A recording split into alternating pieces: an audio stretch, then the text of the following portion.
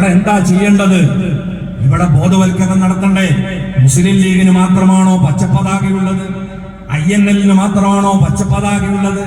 ഇവിടെ ഇന്ത്യ രാജ്യത്ത് ഏറെക്കാലം ഭരിച്ച പാർട്ടിയായ ജനതാദളിന്റേത് പോലും പച്ചപ്പതാകയില്ലേ?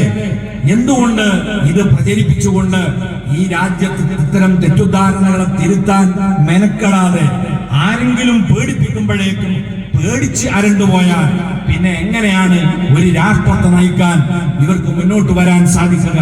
അതുകൊണ്ട് ധൈര്യപൂർവം തിന്മയെ തിന്മയായി കാണാനും അതിനാവശ്യമായ രീതിയിലുള്ള പ്രചാരണങ്ങൾ നടത്തി തെറ്റുദ്ധാരണകൾ തിരുത്താനുമാണ്. അല്ലാതെ പതാക താഴ്ത്തിക്കെട്ടുന്നതും എടുത്തു ഒഴിവാക്കുന്നതുമൊന്നും ബുദ്ധിപരമായ നീക്കങ്ങളല്ല.